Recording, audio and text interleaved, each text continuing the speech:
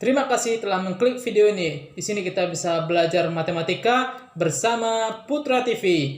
Jangan lupa subscribe, like, dan share ke teman-temannya agar bisa kita saling berbagi video. Selamat menonton.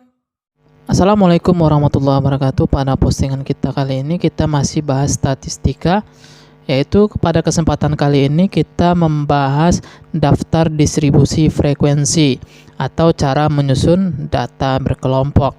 Bagaimana sih cara menyusun daftar distribusi frekuensi ini? Bahwasanya daftar distribusi frekuensi itu digunakan untuk menyederhanakan data data yang banyak agar dapat memberikan informasi yang jelas dan mudah gitu. Nah, ini tujuan daftar distribusi frekuensi, untuk menyederhanakan bentuk data kita yang banyak tadi, yaitu kita menyusun data tersebut secara berkelompok ke dalam daftar yang kita kenal dengan istilah daftar distribusi frekuensi. Contohnya tabel di bawah ini. Ini bentuk adalah daftar distribusi frekuensi atau kita kenal dengan istilah data berkelompok karena kita menyusunnya secara berkelompok di sini. Ada beberapa istilah yang kita kenal pada daftar distribusi frekuensi ini. Yang pertama ada kelas interval, yang mana kelas interval ini adalah berbentuk A sampai B. Bentuknya adalah A sampai B yang kita susun secara berkelompok. Contohnya di sini 30 sampai 39, 40 sampai 49 dan seterusnya sampai 90 sampai 99. Ini adalah contoh kelas interval. Yang kedua ada frekuensi. Frekuensi itu menunjukkan banyak data pada setiap kelas interval. Banyak data yang menunjukkan di setiap kelas interval. Contohnya 1, 3, 11, 60 sampai 69, frekuensinya 21. Ini yang disebut dengan frekuensi yang menunjukkan banyak data di setiap kelas gitu. Yang ketiga ada batas kelas. Batas kelas itu adalah nilai-nilai yang berada di tepi atau di ujung setiap kelas interval, yang berada di ujung di setiap kelas interval. Nah, di sini ada dua batas yang kita kenal. Ada batas bawah. Contoh yang batas bawah adalah 30, 40, 50, 70, 80, 90. Ini dikenal dengan batas bawah. Yang kedua ada batas atas. Batas atas yang kita kenal di sini adalah 39, 49, 59, 69, 79. Ini dikenal dengan istilah batas atas. Yang keempat ada istilahnya tepi kelas. Tepi kelas ini ada tepi kelas bawah. Tepi kelas bawah nilainya sama dengan batas bawah dikurang 0,5. Batas bawah dikurang 0,5. Batas bawah contohnya ini. Batas bawah kita di sini umpamanya 30. Jadi tepi bawahnya adalah 30 dikurang 0,5. Jadi nilainya sama dengan 29,5 gitu. 90 dikurang 0,5 jadi 89,5. Yang selanjutnya ada dikenal dengan istilah tepi atas. Tepi atas, batas atas ditambah dengan 0,5. Batas atas kita 79 ditambah 0,5, 79,5. 89 ditambah 0,5, 89,5. Ini disebut dengan tepi atas. Selanjutnya yang kelima ada panjang kelas, dilambangkan dengan L kecil. Jadi panjang kelas sama dengan tepi atas dikurang dengan tepi bawah atau TA dikurang dengan TB. Contoh batas atas kita 79,5 di sini kan, dikurang dengan tepi bawah kita. Tepi bawah kita adalah 69,5. Jadi panjang kelas kita sama dengan 10. Panjang kelas ini di setiap kelas sama ya.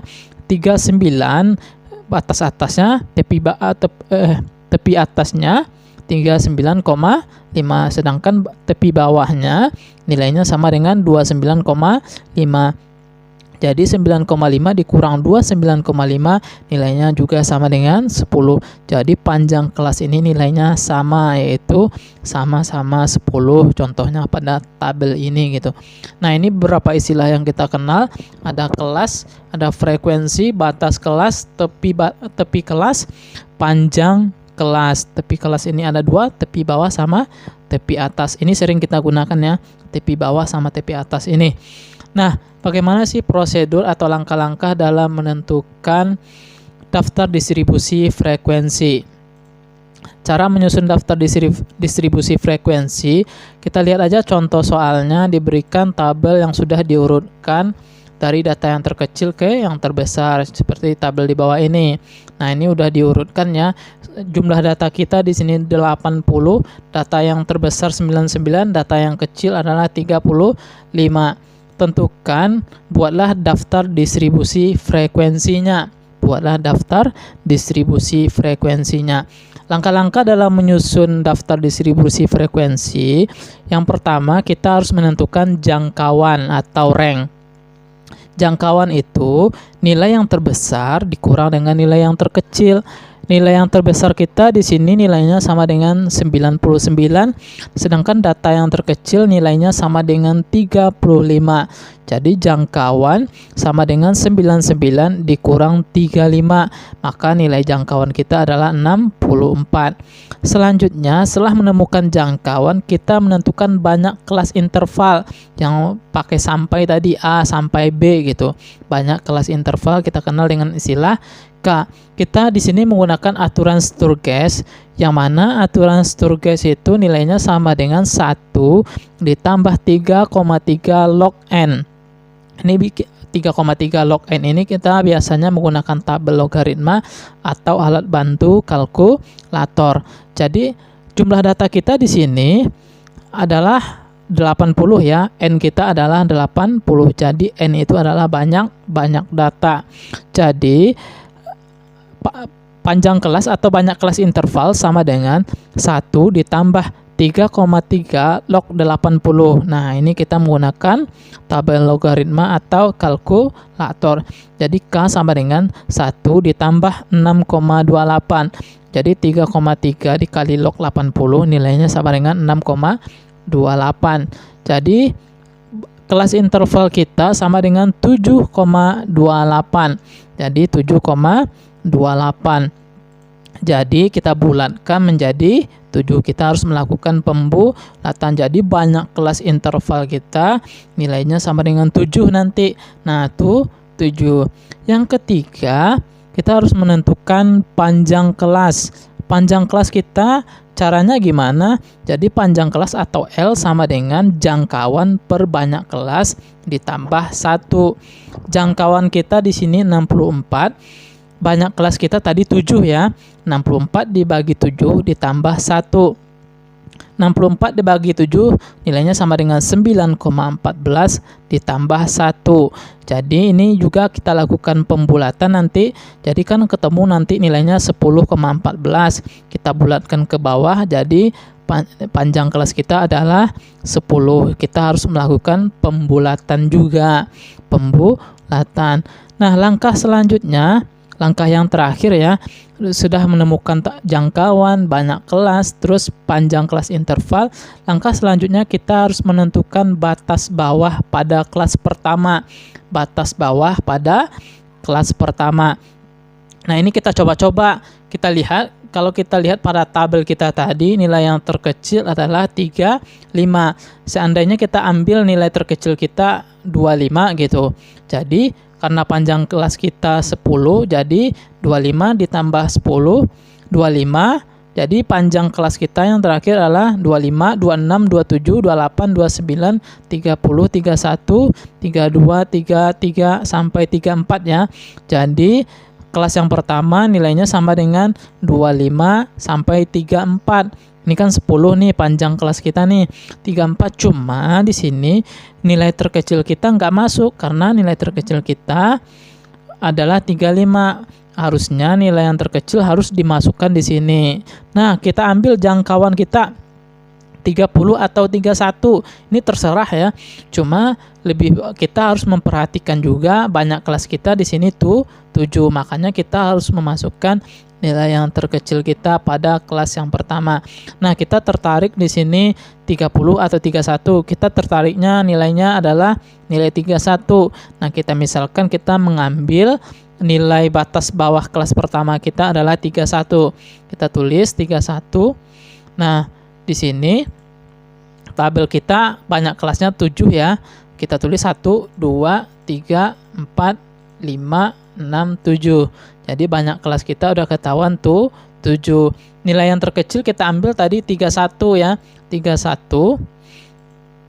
Nah, 31 ditambah 10, 41 ditambah 10, 51 ditambah 10, 61 ditambah 10, 71 ditambah 10, 81 ditambah 10, 91. Nah, ini adalah batas bawah kita ya, batas kelas bawah, batas bawah kita.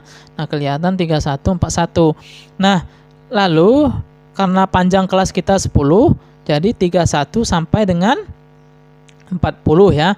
41 sampai 50, 51 sampai 60, 61 sampai 70, oke, 71 sampai 80, oke, 81 sampai 90, 91 sampai 100. Nah, kelihatan.